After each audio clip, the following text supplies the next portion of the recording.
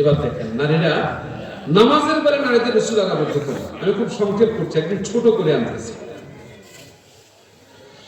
রাসূল আরবি সাইয়্যিদুনা মুহাম্মদ রাসূলুল্লাহ সাল্লাল্লাহু আলাইহি ওয়াসাল্লাম আব্দুল্লাহ রাদিয়াল্লাহু তাআলা আনহু থেকে বর্ণিত, প্রিয় নবী সাল্লাল্লাহু আলাইহি ওয়াসাল্লাম বলেছেন, কোন নারী যখন তার বাড়ির সবচেয়ে অন্ধকারাচ্ছন্ন কক্ষে নামাজ পড়ে, এটা আল্লাহর কাছে অধিক প্রিয়।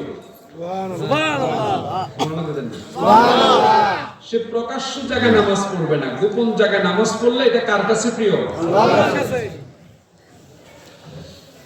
হযরত আব্দুল্লাহ ইবনে ওমর রাদিয়াল্লাহু তাআলা আনহু বর্ণনা করেন, রাসূলুল্লাহ সাল্লাল্লাহু আলাইহি ওয়াসাল্লাম বলেছেন, তোমরা তোমাদের নারীদেরকে মসজিদে যেতে নিষেধ করবে না, তবে তাদের ঘর তাদের জন্য উত্তম।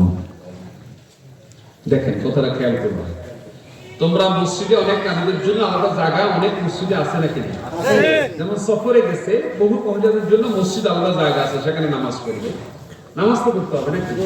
তো বলছে নামাজ পড়া থেকে তাদেরকে বিরত রেখো না, তবে তারা মসজিদে যাওয়ার চাইতে তাদের ঘরে নামাজ পড়া উত্তম। বলেন আল্লাহু আকবার। ঘরে নামাজ পড়া উত্তম।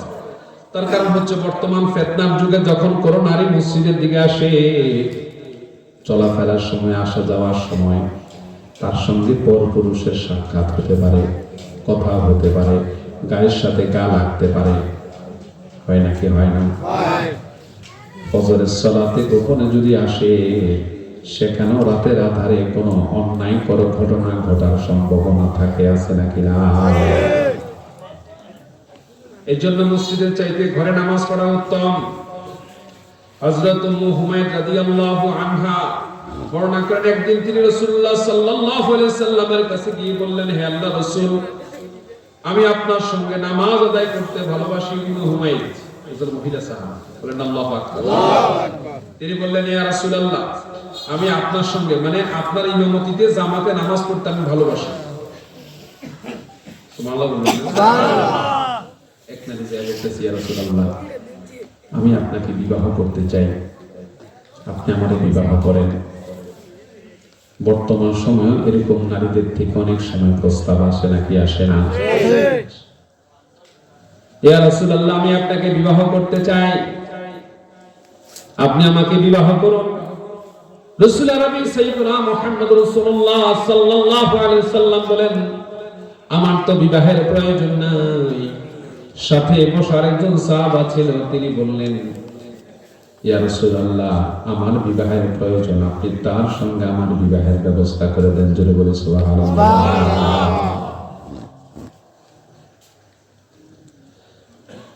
হযরত উম্মু হুমায়রা রাদিয়াল্লাহু তাআলা আনহা বলেন, ইয়া রাসূলুল্লাহ, আমি আপনার ইমামতিতে নামাজ পড়তে ভালোবাসি। এবার আল্লাহর রাসূল ডেকে বললেন, আমি জানি তুমি আমার সঙ্গে নামাজ আদায় করতে ভালোবাসো, কিন্তু জেনে রাখো, তোমার পক্ষে নামাজ আদায় করা তোমার ঘরে নামাজ আদায়ের চাইতে উত্তম। বুঝেন নাই? আবারও বলি, আল্লাহ রাসূল বলছেন, হুমায়রা, তোমার নিজস্ব যে রুমটা আছে, এই রুমে নামাজ আদায় করা তোমার ঘরে নামাজ আদায়ের চাইতে উত্তম। মানে তোমার বড় একটা ঘর আছে, এই ঘরে নামাজ আদায়ের চাইতে তোমার ব্যক্তিগত পক্ষে নামাজ আদায় করা তোমার জন্য উত্তম। এজন্য মহিলারা নামাজের বেলায় কোনো খোলামেলা জায়গায় নামাজ পড়বে না, পরপুরুষের সামনে ওযু করবে না, নামাজ পড়বে না। মহিলারা নামাজ আদায় করবে গোপন কক্ষে। হুকুমটা কার? এবার নবী আলাইহিস বলছেন, তোমার ঘরে নামাজ আদায় তোমার বাড়িতে নামাজ আদায়ের চাইতে উত্তম। তোমার একটা বাড়ি আছে, বাড়ির আঙ্গিনা আছে, উঠান আছে, বাগান আছে, তুমি খোলামেলা আঙ্গিনায় নামাজ পড়বে, উঠানে নামাজ পড়বে, তার চাইতে তোমার ঘরে নামাজ পড়া উত্তম।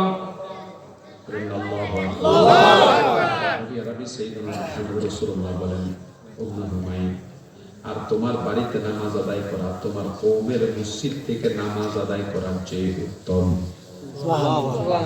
আল্লাহ রাসূল বলেন, তুমি তোমার কওমের মসজিদে নামাজ আদায় করে যে সওয়াব পাইবা, তার চাইতে ভালো হচ্ছে তোমার বাড়িতে নামাজ পড়া। বলেন আল্লাহু আকবার। তাহলে এক হাদিসে বললেন, মহিলাদেরকে মসজিদে যেতে নিষেধ করো না, তবে ঘরে নামাজ পড়া উত্তম। তাহলে ঘরের কথা প্রাধান্য বেশি আসছে না কম আসছে? বেশি আসছে। আরেকটা হাদিসে আসছে, আল্লাহ রাসূল বলছেন যে জেনে রাখো, তোমার কক্ষে নামাজ আদায় করা তোমার ঘরের চেয়ে উত্তম।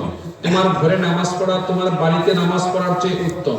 তোমার কওমের মসজিদে নামাজ পড়ার চাইতে তোমার বাড়িতে নামাজ পড়া উত্তম। তোমার কওমে নামাজ পড়া অন্য দূরের মসজিদে নামাজ আদায়ের চাইতে তোমার কওমের মসজিদে নামাজ আদায় করা উত্তম। বলেন আল্লাহু আকবার। জোরে বলেন আল্লাহু আকবার।